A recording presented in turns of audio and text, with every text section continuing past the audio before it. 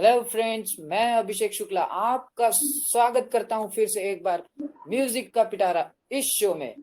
दोस्तों, आज इस म्यूजिक के पिटारे के शो के तीसरे एपिसोड में हम आ पहुंचे हैं और आज हमारे साथ हैं एक मल्टी टैलेंटेड कलाकार जिनका नाम है अजय लिंगलवार जी। जी हाँ दोस्तों, तो हम स्वागत करते हैं अजय लिंगलवार सर का। सर, आपका स्वागत है बहुत बहुत इस शो में। शुक्रिया शुक्रिया। बहुत बहुत सर, शुक्रिया। पहले तो सर ये बताइए मुझे, आपको इस शो में आकर कैसे लग रहा है? बहुत अच्छा बहुत अच्छा। मैं बहुत समय बाद ऐसे किसी शो में पहली बार आ रहा हूँ और पहली बार यानी आप लोगों के सामने यहाँ पे उपस्थित हूँ, तो मुझे बहुत खुशी हो रही है और बहुत अच्छा लग रहा है। अरे वाह, क्या बात है। धन्यवाद, आपने हमें सचमुच अपना वक्त दिया है। और तो दोस्तों, मैं इनके बारे में यदि बताऊं तो दोस्तों, ये एक सिंगर है। साथ ही साथ सिंगिंग करने के साथ ही साथ ये एंकरिंग भी करते हैं। जी हाँ दोस्तों, ये सिंगिंग के साथ एंकरिंग भी करते हैं। तो दोस्तों, आज हम ऐसे कलाकार से बातचीत करने का सिलसिला अभी से शुरू करते हैं। और दोस्तों, आज इस शो में बहुत कुछ हम जानेंगे उनसे। तो दोस्तों, बने रहिए आखिरी तक हमारे साथ। तो चलिए, हम बातचीत का सिलसिला शुरू करते हैं। तो अजय जी, मेरा पहला आपसे क्वेश्चन ये था कि आपका जो प्रारंभिक एजुकेशन हुआ है वो कहाँ पर हुआ है? जी हाँ, ज़रूर मैं बताना चाहूँगा इसके बारे में। जी मेरा सबसे पहले तो जब मैं छोटा था, बहुत छोटा था, तब मैं साइटेड स्कूल में कुछ 1-2 साल पढ़ा। लेकिन जी वहाँ पे आँखों की कमज़ोरी की वजह से कुछ समझ में नहीं आता था, कुछ दिख नहीं रहा था, मैं कुछ लिख नहीं पा रहा था। तो फिर मेरा स्कूल मेरा एडमिशन फिर ब्लाइंड स्कूल में हुआ। ब्लाइंड स्कूल तब मानेवाड़ा में थी, मानेवाड़ा रिंग रोड, जो कि बहुत पहले, ये कम से कम 1986 की बात है। जी तो मैंने पहली से लेकर चौथी कक्षा तक वहाँ पे एजुकेशन किया। फिर उसके जी बाद आ, फिर हमें कुछ ज़्यादा पता नहीं था ब्लाइंड स्कूल के बारे में। तो फिर हमारे जो टीचर्स थे, उन्होंने फिर हमें एडवाइस दी कि चलिए, बोले आप भंडारा में जाइए, भंडारा में बहुत अच्छा स्कूल है, आप वहाँ पे अपने बच्चे को पढ़ाइए बोले। तो हम भंडारा गए, भंडारा में एडमिशन किया। फिर जी 5वीं कक्षा से लेकर 10वीं कक्षा तक मैं भंडारा में ही पढ़ा हूँ। फिर जी 11वीं 12वीं नागपुर में ही जूनियर अभिनंदन जूनियर कॉलेज है, फिर वहाँ पे मेरी 11वीं और 12वीं की कक्षा पूरी हुई। क्या बात है, बहुत बढ़िया। और सर, ये मैं आपसे जानना चाहता था कि आपको ये जो आपका दृष्टिहीनता का जो मतलब आप ब्लाइंड कब से हुए?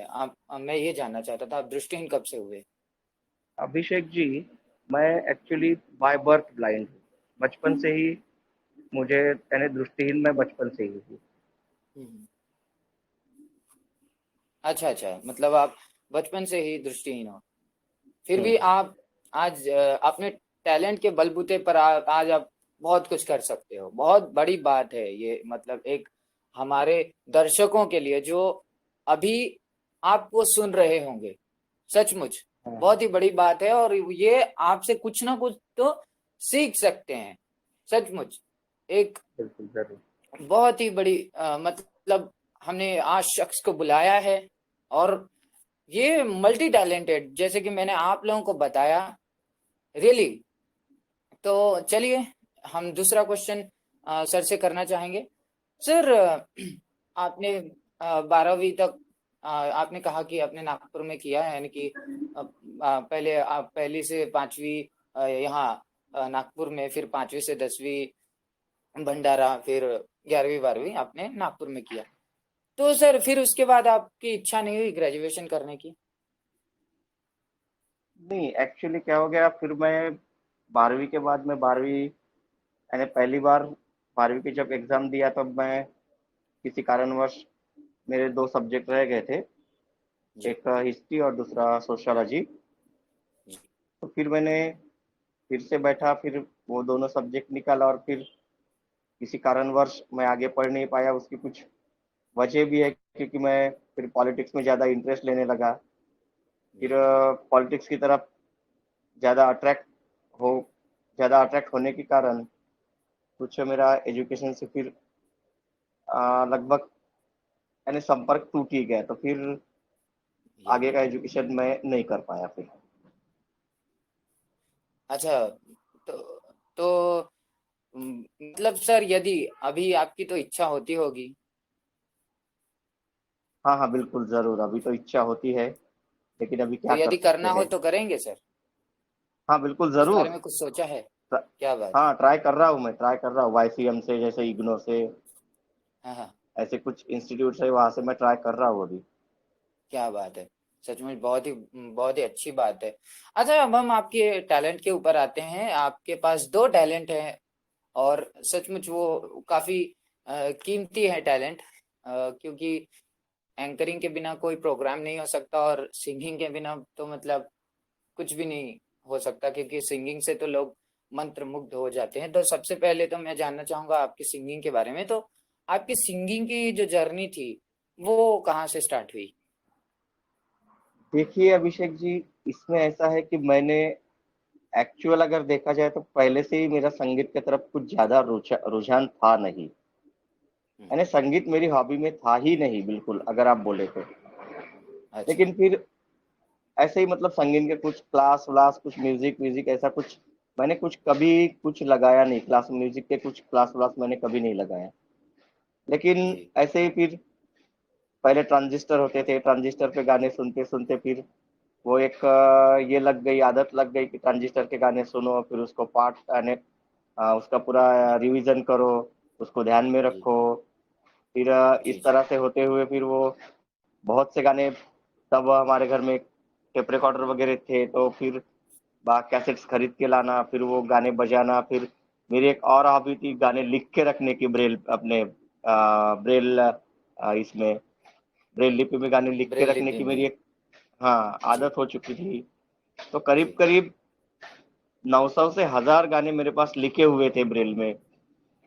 जी तो इस तरह से फिर क्लास, मैंने म्यूजिक का क्लास व्लास कुछ नहीं लगाया, सिर्फ ऐसे ही गाने फिर याद करता था, फिर वो मेरे को याद हो जाते थे। तो इस हम्म, तरह से मैंने ऐसे गाने का, फिर और मेरी थोड़ी आवाज भी उस समय अच्छी थी। जी तो इसी तरह से मैं फिर छोटे छोटे स्टेज प्रोग्राम में भी मैं पहले गाना गा लेता था। कई हम्म, पहली पहली बार मुझे किसी प्रोग्राम में कुछ बख्शिश वगैरह भी मिले थे। तो इस वजह क्या से फिर बात वो है। यानी अट्रैक्टिव होते होते फिर मैं म्यूजिक की तरफ अट्रैक्ट मेरा चला गया था। तो इस वजह से फिर वो म्यूजिक मुझे पसंद आया। लेकिन मैंने सही बता रहा हूँ, मैंने म्यूजिक की कभी कोई क्लास व्लास लगाई नहीं। जी जी सर, ये जो कॉलेज फेस्टिवल होते थे, कभी इन कॉलेज फेस्टिवल्स में आपने गाना गाने का ट्राई किया है? कॉलेज फेस्टिवल्स में मतलब कहाँ पे? कॉलेज में, अपने, कॉलेज में। हाँ हाँ। हाँ हाँ। हाँ, वहाँ पे मैं कॉलेज में मैंने स्टेज स्टेज में वगैरह गाना गाया है ना। कॉलेज में गाना जी गाया, स्कूल में गाना गाया। जैसे स्कूल में अपन नहीं, जब गैदरिंग वगैरह होती थी, जी जी। तो वहाँ पे भी मैं गाना गाता था। मतलब ऐसे स्टेज पे वगैरह गाना मैंने गाया है। सर, अदर कॉलेजेस में गाने नहीं गए कभी अब? अदर जैसे कि कॉलेजेस होता है। में मैं, हाँ, अदर एक दो कंपटीशन में मैं गया हूँ, अदर कॉलेजेस में भी गया हूँ मैं, लेकिन वो बहुत क्या कम बात गया है। हूँ। अच्छा अच्छा अच्छा। नहीं, वैसे भी कई बार ऐसा होता है कि हम लोग रेगुलर, आजकल तो हम लोग रेगुलरली कॉलेज नहीं करते, तो कई बार ऐसा होता है कि हम लोग जा नहीं पाते। हाँ हाँ, लेकिन बिल्कुल बिल्कुल। पहले ऐसा होता था कि मतलब बहुत लोग कॉलेजेस, अदर कॉलेजेस में कंपटीशन किया करते थे, और उनको हाँ मतलब हाँ काफी हाँ हाँ मजा आता था, है ना? हाँ, तो बिल्कुल बिल्कुल। तो ये तो थी सिंगिंग, आपकी सिंगिंग की जर्नी। मतलब आपने कॉम्पिटिशन्स भी किए, आपने पुरस्कार भी जीते। क्या बात है। मतलब आप तो मतलब विदाउट सीखे हुए भी आपने गाते गाते अपनी सिंगिंग को बेहतर कर लिया। हाँ मतलब हाँ, बिल्कुल। आप, मैं श्रोताओं को बताना चाहूंगा, आप इनसे ये सीख सकते हो कि जरूरी नहीं है कि कोई चीज आपको कोई सिखाए, आप खुद से भी सीख सकते हो। यदि आप उसको कर रहे हो सच्ची लगन से, मेहनत से, तो जरूरी नहीं है कि आपको कोई सिखाए, आप खुद सीख सकते हो, आप खुद खुद को इम्प्रूव उसमें कर सकते हो। तो दोस्तों, इसी इसी के साथ बने रहिए हमारे साथ, हम और भी बातें करते हैं सर के साथ। तो सर, हमारा जो अगला क्वेश्चन था वो था आपकी एंकरिंग की जर्नी के बारे में। अभी आप ये बता दीजिए कि एंकरिंग का आपको कब से शौक लगा, और ऐसा क्या वाकया था जहां से आपको एंकरिंग करने का मन हुआ और आज भी वो आप कंटिन्यू किए हुए हो। देखिए अभिषेक जी, इसके बारे में तो मैं सिर्फ इतना कहना चाहूँगा कि जब मैं भंडारा डिस्ट्रिक्ट के अपने स्कूल में पढ़ता था, तब हमारे स्कूल में गैदरिंग होती थी हर जी साल। मतलब 4, 5, 6 जनवरी को गैदरिंग होती थी, क्योंकि 4 जनवरी को अपने ब्रेल लिपि के निर्माता लुई ब्रेल जी का जन्मदिन है, 6 जनवरी को उनकी पुण्यतिथि आती है। तो जी इन 3 दिनों में गैदरिंग होती थी। तो जी फिर जी अब गैदरिंग बोले तो ऐसा छोटा मोटा कार्यक्रम होता था हमारे स्कूल में। तो फिर जैसे उद्घाटन का प्रोग्राम रहा तो वहाँ पे क्या, किसी को भी खड़ा कर लेते थे। फिर वो कुछ यानी थोड़ा पहले उसकी प्रैक्टिस ले लेते थे, फिर जी वही स्टेज पे जाके बोलना होता था। तो फिर जी वही मैं यानी उसी समय मैं थोड़ा थोड़ा यानी मेरे टीचर लोग मुझे बताते गए कि अपना अपना इनाग्रेशन का प्रोग्राम है, तो उसमें अपने को ये बोलना है, इनका इनका स्वागत करना है, इनका इनका परिचय करना है वगैरह, ऐसा कुछ वो जी पढ़ाते थे। वही फिर स्टेज में जाके बोलना। तो फिर जी वही बोलते बोलते फिर वो आदत लग गई। जी तो आदत लगते लगते फिर यानी जैसे फिर जैसे कोई बड़े प्रोग्राम होते थे, जैसे मुझे याद है एक बार भंडारा डिस्ट्रिक्ट के कलेक्टर जिलाधिकारी का एक प्रोग्राम था। तो वहाँ पे जी मुझे बोला गया कि आपको वहाँ के प्रोग्राम की एंकरिंग करनी है। मतलब उन्होंने मुझे पूरा बता दिया था कि कैसे कैसे क्या क्या करना है, किन किन लोगों का कौन कौन सत्कार करेगा वगैरह, वो सब उन्हें मुझे लिस्ट दे दी गई थी। जी उसके जी हिसाब से आपको ये करना है बोले, तो मैंने फिर वो किया। फिर वहां से एक आदत लग गई, तो फिर वो अभी तक वो एंकरिंग की आदत फिर वो अभी है, यानी अभी तक वो चल रही है। बाकी इसके बारे में ज्यादा बताने लायक ऐसा कुछ है नहीं। मतलब आपको ये जो चीज मिली है आपके स्कूल से मिली हुई है हाँ ना? हाँ बिल्कुल, जब हाँ। बहुत ही अच्छा है कि आप अभी भी इस चीज को कायम रखे हुए हो, और आप अभी भी इस चीज को कंटिन्यू कर रहे हो। अच्छा, मेरा ये क्वेश्चन था, श्रोता ये जानना चाहते हैं हमारे कि आप ये बताइए, सपोज हम कभी कभी कुछ चीजों के लिए नर्वस होते हैं, है ना? तो जब हम एंकरिंग करने जाते हैं, तो एंकर्स भी ऑफ कोर्स नर्वस तो होते होंगे कुछ चीजों के लिए। हाँ बिल्कुल बिल्कुल। तो हेलो। मुझे ये हाँ। जानना था, हाँ, कि मतलब वो लोग जब नर्वस होते हैं उसके बावजूद भी वो लोग इतनी सारी एनर्जी कैसे ला लेते हैं? देखिए अभिषेक जी, ये तो मैं कहना चाहूंगा इसके बारे में। जब हम स्टेज पे चढ़ते हैं, जब हम स्टेज पे जाते हैं, जी आगे का जो मॉब देख के ही, आगे के जो लोग देख के, जो प्रेक्षक देख के, जो श्रोतागण देख के ही जी नर्वसनेस ऑटोमेटिकली गायब हो जाती है। हम्म। मतलब स्टेज के पहले जो भी नर्वसनेस रहती है, जब जी मंच पे अपन चढ़ते हैं और आगे जब अपन नजर दौड़ाते हैं, या अपन तो ब्लाइंड है, लेकिन आगे का जब अपन माहौल, जो आवाजें अपन सुनते हैं, जी उसी टाइम नर्वसनेस कहीं ना कहीं अपनी दूर हो जाती है, अपन बिंदास्त हो जाते हैं। मतलब कहने का मतलब यही है कि माहौल को देख के ही आदमी की नर्वसनेस डाउन हो सकती है या जी अप हो सकती है। अब कभी कभी क्या होता है, प्रोग्राम तो अपन ऑर्गेनाइज कर देते हैं, लेकिन हम्म। फिर जब अपन मंच पे चढ़ते हैं, जब प्रोग्राम का टाइम होता है, आगे जी देखे 10, 12, 15, 20 श्रोता ही बैठे रहते हैं। तो जी ऐसे भी होता है उस समय, जो मतलब स्टेज पे चढ़ते वक्त अपन बहुत खुश रहते हैं कि नहीं प्रोग्राम है, बहुत सारे लोग आएंगे, वो लोगों के सामने अपन को परफॉर्म करने मिलेगा। लेकिन जब जी जी मंच पे चढ़ते हैं और जब पर्दा खुला होता है और तब देखते हैं कि श्रोता तो कुछ है ही नहीं, तो फिर जी उस समय नर्वसनेस, मतलब उस समय फिर नर्वसनेस आ जाती है। तो ये सब जी जी आगे का जो माहौल है उसको देख के ही आई हुई नर्वसनेस गायब भी हो जाती है, या उत्साह, मतलब जो इतना अपन में जोश रहता है स्टेज पे, वो स्टेज पे मंच पे चढ़ते हुए श्रोता को देख जी के, यानी श्रोता अगर कम रहे तो फिर वो पूरा उत्साह नर्वसनेस में ऑटोमेटिकली कन्वर्ट भी हो जाता है। हम्म।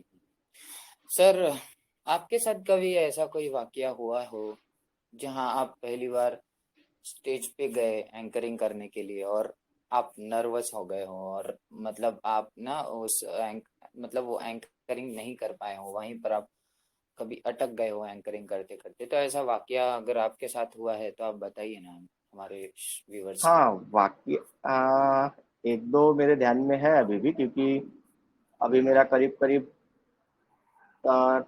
25 साल का, अरे 23 24 25 साल का ये मेरा पूरा कैरियर है सिंगिंग और एंकरिंग करते हुए, स्टेज शो करते हुए। तो जी एक दो बार ऐसा हुआ है कि मतलब मुझे एक बात याद आ रही है, वर्धा में हमारा एक प्रोग्राम था। जी वर्धा में किसी ने हमारा प्रोग्राम ऑर्गेनाइज किया था। तो वहाँ पे जी पहले तो बहुत बड़ी बड़ी उनकी बातें हुई थी कि खुले ग्राउंड में प्रोग्राम है, 2-3 हज़ार लोग आएंगे, ऐसा वैसा जो भी कुछ है जी वो उन्होंने जी बताए जी थे। फिर जी हम प्रोग्राम के दिन नागपुर से वर्धा गए, हमारे पूरे इंस्ट्रूमेंट्स, पूरे यानी टीम के साथ। जी तो फिर जब प्रोग्राम का समय आया, 5-6 बजे हम वहाँ पे पहुँचे। जी वहाँ पे पहुँचे, फिर हमने चाय नाश्ता वगैरह करके जी फिर हम तब उन्होंने बोला था कि प्रोग्राम ग्राउंड पे होने वाला था, लेकिन बारिश की वजह से या कुछ किसी कारण की वजह से वो प्रोग्राम फिर हॉल में लेना जी पड़ा उनको। जी जी तो जब प्रोग्राम हॉल में लेना पड़ा, फिर हम मंच पे चढ़े, पर्दा तो गिरा हुआ था, हमें कुछ आगे का पता नहीं था। लेकिन जब पर्दा खुला, प्रोग्राम का टाइम हुआ 7 साढ़े 7 बजे, जब पर्दा खुला, अब हमें तो कुछ उतना हम तो आवाज़ से ही पहचान सकते हैं। या तो आवाज़ से पहचान सकने के बावजूद भी आवाज़ तो बहुत कम आ रही थी। फिर हमारे जो जी साइटेड, हमारे टीम में जो साइटेड लोग रहते हैं, जी फिर उनसे पूछा हमने कि क्या रे बाबा, ये कितने लोग हैं? तो बताने हम्म। वाले ने बता दिए, कुछ ज़्यादा नहीं है, बोले 25-50 लोग होंगे बोले। अरे फिर अरे। मतलब उस टाइम क्या होता है, जो उत्साह रहता है, जो माहौल रहता है, जो एक जोश रहता है कि नहीं हम प्रोग्राम जी अच्छी तरह से करेंगे, तो जी फिर वो जी कुछ कुछ ना कुछ वो जोश में कमी आ जाती है, उत्साह में कमी आ जाती है। और जैसा अपन सोचा है कि ये मतलब इस टाइम पे ये गाना, ये शायरी, ये वो ऐसा करना है, फिर उस सब में हम्म। कुछ ना कुछ कहीं में गिरावट आ जाती है, और जो अपन सोचे हैं उस तरह से जी अपन कर नहीं सकते, और इस वजह से फिर प्रोग्राम भी अच्छा हो नहीं पाता। फिर आदमी को एक ही रहता है, हाँ प्रोग्राम करना है ना, पैसे तो मिलने वाले हैं ही, फिर चलो फिर हाँ कैसा भी करेंगे। फिर वो जोश, वो ये नहीं रहता फिर। तो ऐसे वाकया होते रहते हैं। जी हाँ, क्योंकि मतलब हम इतने दूर से जाएं वहां पर, और फिर वहां पता चलता है कि मतलब ऐसा कुछ नहीं है एक्चुअली, बस इतने इतने लोगों के साथ करना है, तो हमारा जो एक्साइटमेंट जो होता है वो कहीं हाँ ना कहीं हाँ ऊपर से नीचे आ जाता है, क्योंकि हमारा जो एक्साइटमेंट जो है वो एकदम बढ़ जाता है। क्योंकि आपने जैसे बताया 2,500-3,000 पब्लिक बहुत ज्यादा होती है, देखा जाए तो बहुत बिल्कुल। ही ज्यादा होती है। और इतने लोगों के सामने वो जो एंकरिंग आप लोग करते हैं, तो वो मतलब काफी मजेदार होती है, क्योंकि लोगों की कुछ कुछ लोगों की एंकरिंग सुनने आते हैं, और मतलब हाँ वो हाँ। जो उनके शब्द होते हैं ना, क्या बढ़िया। तो मतलब आप ऐसे शब्दों का चुनाव करते कैसे हैं? चलिए इसी इसी से हम लोग ये सवाल पूछ लेते हैं, कैसे करते हैं आप शब्दों का चुनाव?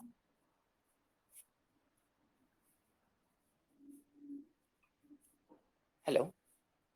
हाँ या तो इसमें अभिषेक जी ऐसा है कि शब्दों का चुनाव कैसे करते हैं। जी जैसे कभी कभी क्या होता है, मैं एक सिंपल सा आपको एग्जांपल देता हूँ जी कि जैसे मान लो अगला गीत है अपना कोई, जैसे किसी एक गीत का अपन नाम लेंगे, जैसे एक आधा गीत, ओ साथी रे तेरे बिना भी क्या जीना। मान लो ये या अमिताभ बच्चन का गीत है, मुकद्दर का सिकंदर का गीत है। वाह क्या तो बात है। अभी क्या है उसमें अपन क्या करते हैं फिर, और पहली बात क्या है, हाँ मैं सबसे पहले मैं आपको ये बताना चाहता हूँ कि जी पहली बार तो जब हमें प्रोग्राम मिलता है उसके जी 10-15 दिन पहले हम लिस्ट फिक्स करते हैं हम्म कि कौन से गाने लेना है, वहां पे कितने गाने लेना है और कौन से जी सीक्वेंस से गाने लेना है, हम्म ये पहले तय करना पड़ता है। फिर उसके बाद का शब्दों का चुनाव जो आपने पूछा है, तो फिर वो जी शब्दों का चुनाव कैसा है, आप जब पहले पहले तो मुझे बहुत कठिनाई हो रही थी इस बारे में कि जी कौन से गाने के समय क्या शब्द चुनना है, फिर कौन से गाने के समय क्या बोलना है। कभी कभी क्या होता जी है, एक आध गाना रहा उसमें अगर शब्द नहीं आए तो कुछ शायरी तो भी बोलनी ही बोलनी पड़ती है। जी तो ये पहली पहली बार मुझे बहुत तकलीफ हुई।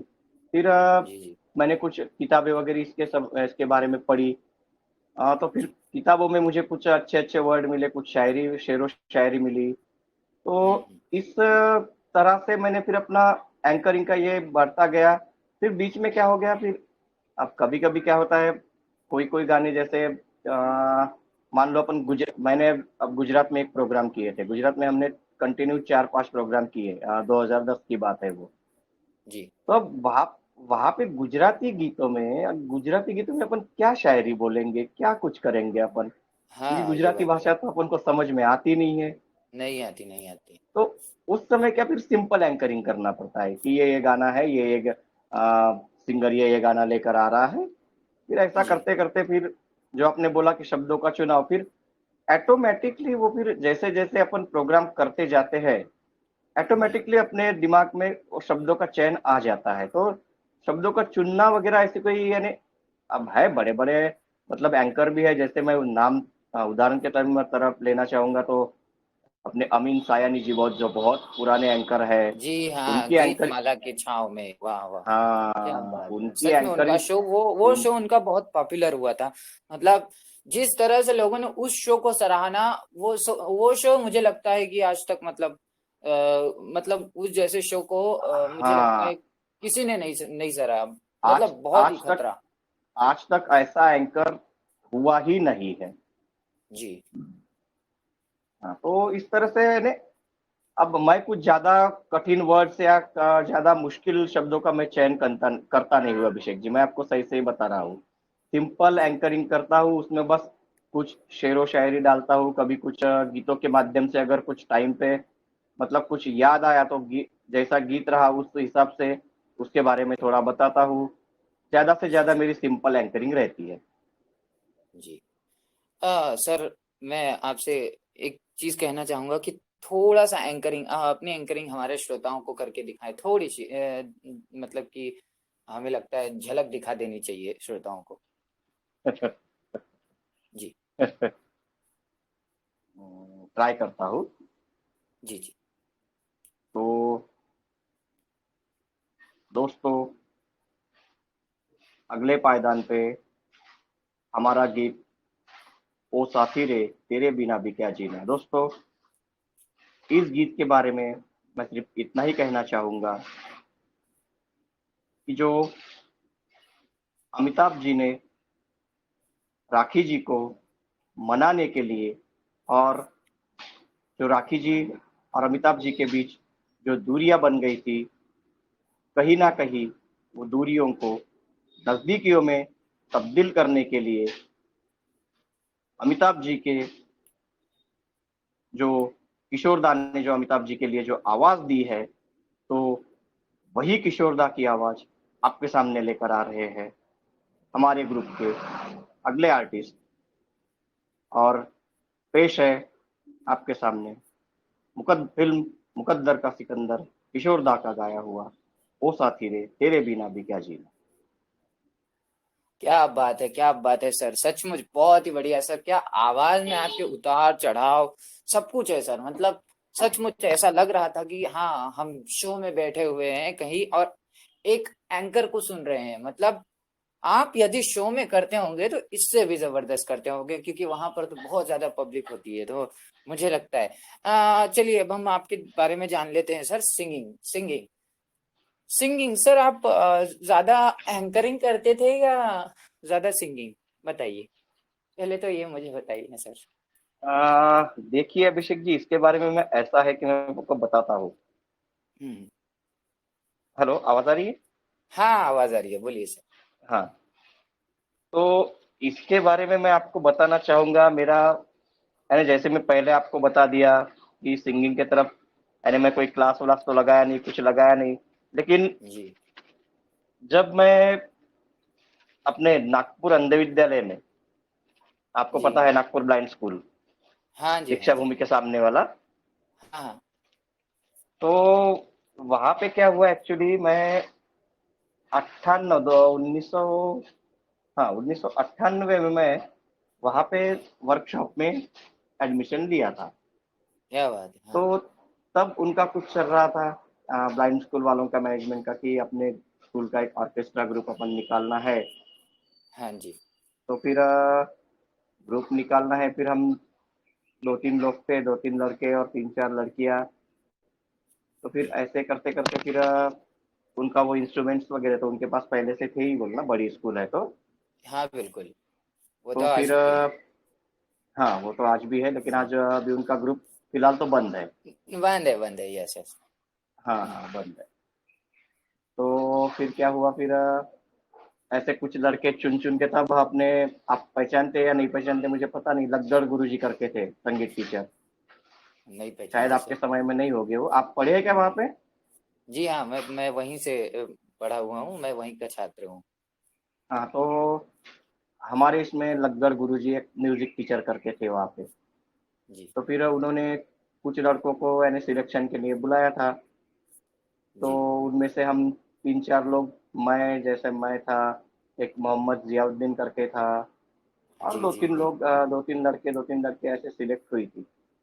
जी तो फिर हमारी प्रैक्टिस शुरू हुई म्यूजिक टीचर के अंडर में, लग्गर गुरु जी के जी। अंदर में। तो फिर ऐसे करते करते मेरा सिंगिंग का यानी उस टाइम मैंने पहला ऑर्केस्ट्रा का प्रोग्राम, पहला म्यूजिक शो अगर मैंने किया तो वो अंध विद्यालय के ग्रुप से ही किया, और हम्म, अंध विद्यालय के टीम के साथ ही किया। तो एक्चुअली मेरा सबसे ज्यादा रुझाव तो पहले सिंगिंग की तरफ ही था, जैसा आपने कि जी पूछा है। जी एंकरिंग, जी। ये मेरे एंकरिंग का भी एक मजेदार किस्सा वहां पे, ये मैं वो भी मैं आपको अभी बता ही देता हूँ।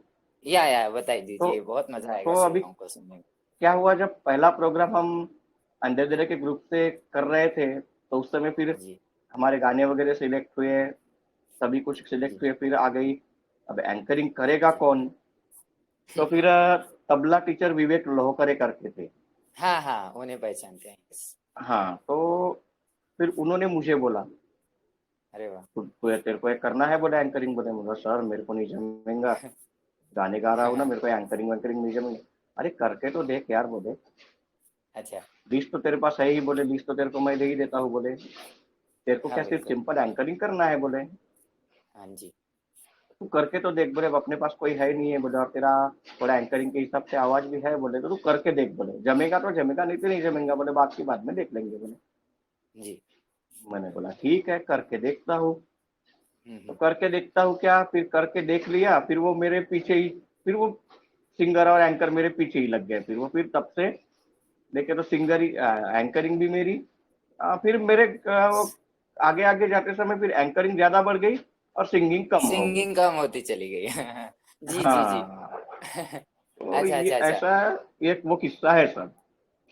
मतलब जो भी मिला आपको स्कूल से मिला, आपने जो जो भी भी मिला मुझे अपनी स्कूल से मिला, हाँ हाँ। हाँ स्किल, अपना जो कौशल्य आपने जो सभी के सामने दिखाया, वो मतलब आपका आपको स्कूल से ही मिला हुआ है ना? हम्म।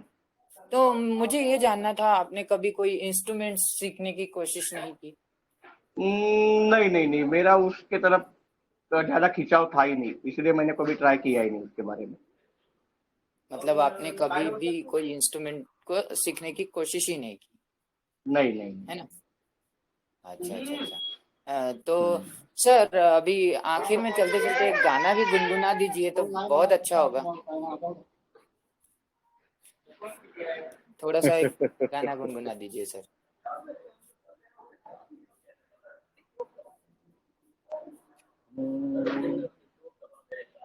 चलते चलते मेरे ये गीत याद रखना, कभी अलविदा ना कहना, कभी अलविदा ना कहना, रोते हंसते बस यूं ही तुम गुनगुनाते रहना, कभी अलविदा ना कहना, कभी अलविदा ना कहना, कभी अलविदा ना कहना, कभी अलविदा ना कहना।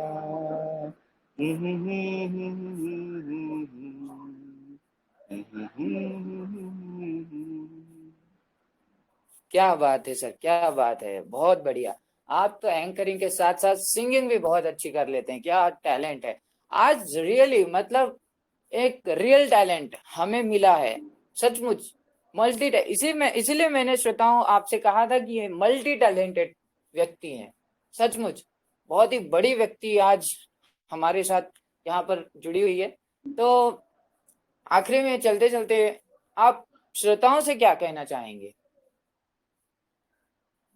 श्रोताओं कुछ से मैं उन्हें इतना कहना चाहूंगा जी कि जो अगर जैसे किसी को म्यूजिक में अगर इंटरेस्ट है जी तो वह म्यूजिक जरूर सीखिए।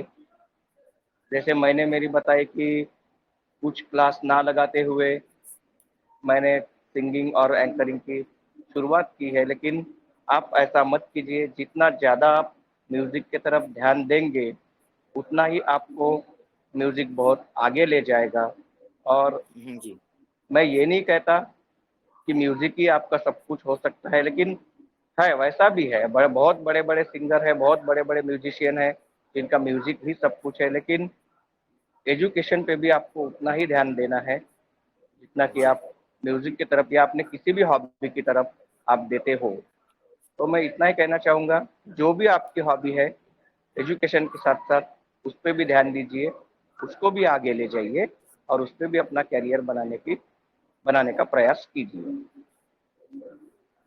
बहुत बहुत शुक्रिया अजय जी आपका इस शो में आने के लिए, और हमारे दर्शकों का उत्साह बढ़ाने के लिए आपने अपने जो किस्से शेयर किए उससे आज का शो तो मतलब दर्शकों का काफी पसंद आएगा।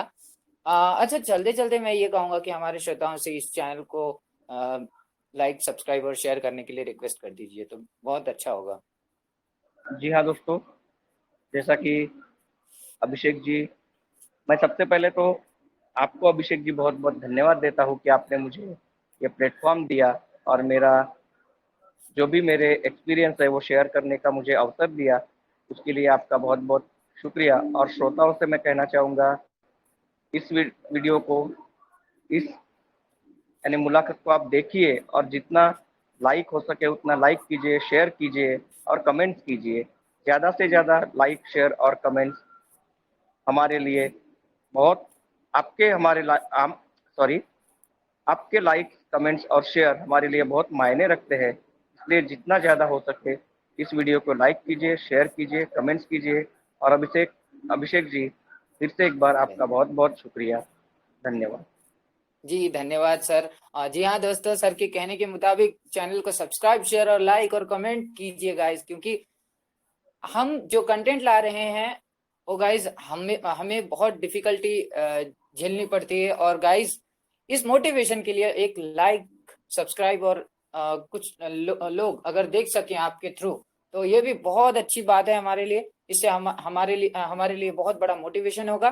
तो दोस्तों हम लोग मिलते हैं अगले शो में ऐसे ही किसी कलाकार के साथ। तब तक के लिए देखना ना भूलिए म्यूजिक का पिटारा। Thank you so much guys. Thank you.